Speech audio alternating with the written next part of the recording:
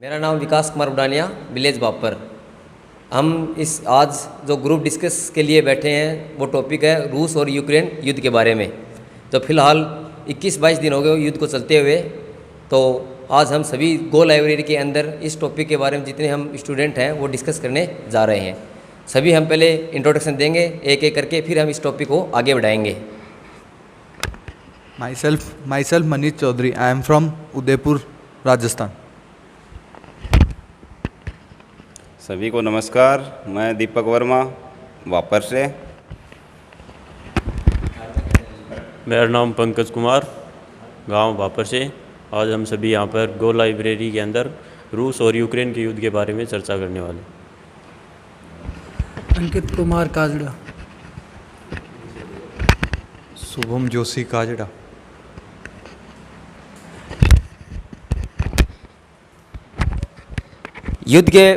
युद्ध के बारे में बताने से पहले मैं बताता हूं कि यूएसएसआर की स्थापना 1917 के अंदर हुई थी।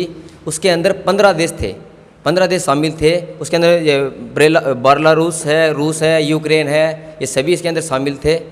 और 2014 के अंदर 91 से 14 के अंदर सब ठीक ठाक चल रहा था। लेकिन उसके बाद जो यूक्रेन की जनता है वो डिमांड करने लगी कि उसकी जनता की हमको यूरोपियन EU में शामिल किया जाए। राष्ट्रपति थे जो वो यूक्रेन के समर्थन में थे, लेकिन वो मना कर रहे थे और जनता ज़्यादा भड़क गई थी, इसलिए वो वहाँ से छोड़कर भाग गए थे। उसके बाद रूस ने हमले किए और एक छोटा सा नीचे एक पार्ट पड़ता है क्रीमिया, उसने उस पर आक्रमण किया और वो अपने कब्जे में ले लिया। उस दौरान मिन्स्क के अंदर एक समझौता हुआ था कि जब भी किसी देश के अंदर जो अशांति रहेगी तो रूस उसको आज़ाद करवा देंगे। तो रूस वाले इसी वक्त यूक्रेन वाले कि उसको छोड़ना चाहते थे, नाटो में जाना चाहते थे और नाटो भी उसको शामिल करना चाहता था। लेकिन रूस को ये बात अच्छी लगी नहीं, उसने नाटो को मना किया। लेकिन नाटो ने कहा कि नहीं, हम तो इसको शामिल करेंगे। यूक्रेन को मना किया, यूक्रेन वालों ने कहा कि हम उसके अंदर शामिल होंगे। फिर ये जंग आगे बढ़ती गई और आज 21-22 दिन हो गए इस युद्ध को चलते हुए। रसिया ने 24 फरवरी 2022 को पहली बार उसके ऊपर कीव जो कैपिटल है यूक्रेन की, उसके ऊपर पहली बार उन्होंने अटैक, अपना आर्मी को भेज के अटैक चालू कर दिया था। फिर अब खार्किव जो उसके रसिया के बॉर्डर के हंगरी जो रसिया के मेन बॉर्डर के पास में, रसिया से 30 किलोमीटर के अंदर पास में ही है बॉर्डर से, तो वहाँ पे खार्किव में पूरे के पूरी रसिया ने यूक्रेन के पूरी तबाही मचा दी है और खार्किव पे पूरा मान लो कि कब्जा कर ही चुकी है। और अभी 20-22 दिन हो गए हैं, कम से कम 25 दिन हो गए हैं कि खार्किव और पूरा यूक्रेन को, मतलब उसमें जितने जने थे सब के सब मतलब छोड़ के दूसरी कंट्रीज़ में चले जा चुके हैं। और ना ही अमेरिका उसका साथ दे रहा, ना ही कोई और जो दूसरी नाटो कंट्रीज़ हैं, यूरोपियन कंट्रीज़ हैं, ब्रिटेन है, बाकी सब जो भी हैं, वो कोई भी उसका साथ नहीं दे रहा है। और वो मतलब पूरी ख़त्म होने के रास्ते पे आ चुका है अभी। मैं रूस और यूक्रेन के युद्ध के बारे में बस इतना ही कहना चाहूँगा कि भारतीय प्रधानमंत्री ने सभी भारतीयों को वहाँ से ऑपरेशन गंगा के तहत सुरक्षित सभी को निकाल लिया है। धन्यवाद।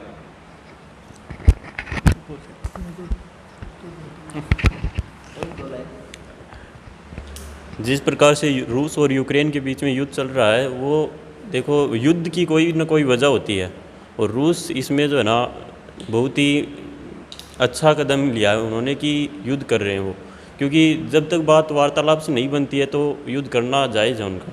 और जबकि यूक्रेन, उसको पता है कि वो रूस का ही हिस्सा था, तो वो कैसे नाटो में जा सकता है।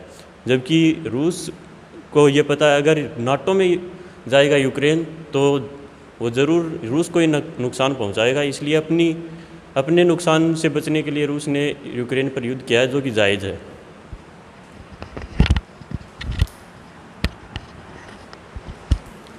यूक्रेन एक ऐसा देश है जो अपनी सुरक्षा खुद नहीं कर सकता, इसीलिए वो नाटो में शामिल होना चाहता है। और रूस ऐसा चाहता है कि वो नाटो में शामिल नहीं हो, क्योंकि रूस के बहुत सारे ऐसे देश दुश्मन हैं जो नाटो में शामिल हैं, और अगर यूक्रेन उसमें शामिल हो जाएगा तो वो उस पर भारी पड़ जाएगा।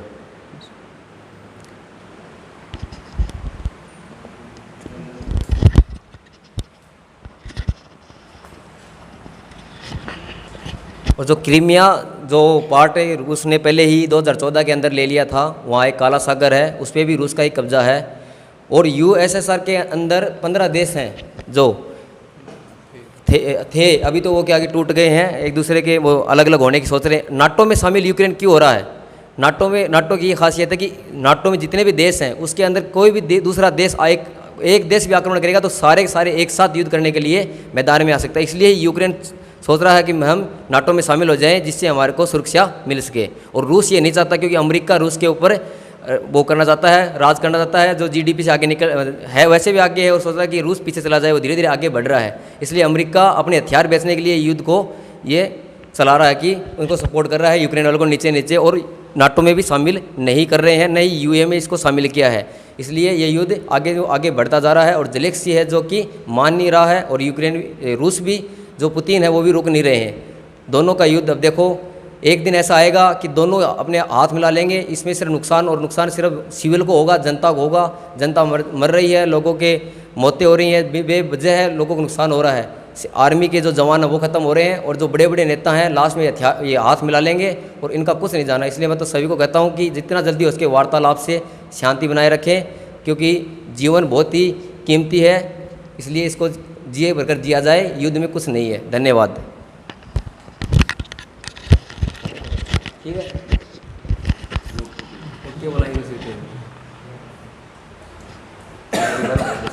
ठीक है, मैं भी अपने कुछ पॉइंट्स रखना चाहूँगा। देखो, जो युद्ध जो हुआ है उसकी दोनों साइड से इश्यूज़ हैं।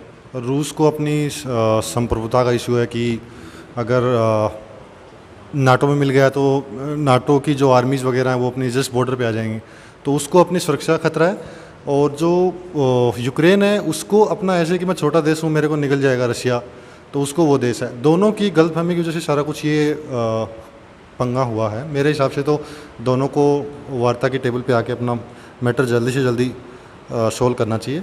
अदरवाइज़ युद्ध तो मतलब अभी जिस हालात लग रहे हैं उस हिसाब से अगर नाटो कंट्रीज़ वगैरह इस युद्ध में कूद जाते हैं तो ये समझिए कि वर्ल्ड वॉर 3 हो जाएगा। फिर उस केस में तो फिर उस केस में तो श्योर है, तो और कोई तरीका ही नहीं है। तो मेरे हिसाब से तो दोनों को वार्ता करनी चाहिए जल्दी से जल्दी, और वार्ता के थ्रू ही सॉल्यूशन है इसका। इसमें ऐसा नहीं है कि यूक्रेन पे रशिया भारी पड़ रहा है तो सारा नुकसान यूक्रेन का ही हो रहा है।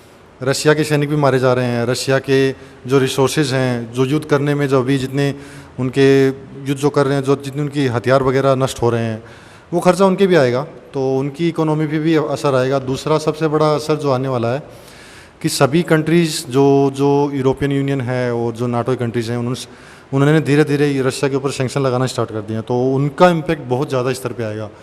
और उसमें भी मतलब जनता को भी दुखी होना है, क्योंकि जो काम करके अपना पेट भर के खाता है, वो मजदूरी करके जो नौकरी करता है, उसकी जब वहाँ पे नौकरी नहीं रहेंगे तो वो अल्टीमेटली जनता को भी भूखा मरना है। तो मेरे हिसाब से दोनों को अपनी बातचीत करके सोल्यूशन निकालना चाहिए।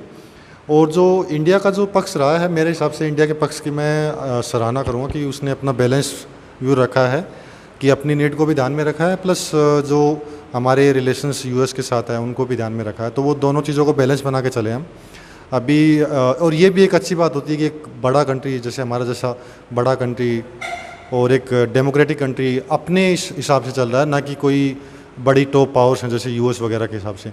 हमने अभी उन्होंने रशिया से हम क्रूड ऑयल सस्ता भी इंपोर्ट कर रहे हैं, अभी हमारे पाइप ये सब चीज़ें डिस्कशन में हैं, और मोस्टली शायद 1-2 जैसे हिंदुस्तान पेट्रोलियम ने सारे ऑर्डर भी प्लेस कर दिए हैं। तो ठीक है, इंडिया का जो स्टैंड है उसकी भी सराहना करते हैं, और जो दोनों देश हैं वो दोनों संयम बनाए रखें और जल्दी से जल्दी डायलॉग के थ्रू इस मैटर को जल्दी से जल्दी ख़त्म करें। तो ठीक है, आज का हमारा ये पहला ग्रुप डिस्कशन था। अगले और जो ग्रुप डिस्कशंस होंगे उसमें हम इसको और ज़्यादा इम्प्रूव करेंगे। प्लस इसके अलावा आज हमारे पास बंदे क्या है कि कम आए हैं क्योंकि होली का सीज़न है, और हमारे पास कुछ ही सीट्स अभी बाकी हैं। तो अगर आपको एडमिशन लेना है हमारी लाइब्रेरी के अंदर तो जल्दी से जल्दी कॉन्टैक्ट कीजिए, क्योंकि कुछ ही सीट बाकी है अभी, शायद ये 6 या 7 और सीट बाकी सारी सीटें हमारे पास भर गई हैं। तो जल्दी जल्दी कॉन्टैक्ट कीजिए। कॉन्टैक्ट नंबर आपको टेम्पलेट में, बैनर में, सब जगह जो इसमें मैं वीडियो में लगा देंगे उसमें मिल जाएंगे आपको। ठीक है, थैंक यू सो मच।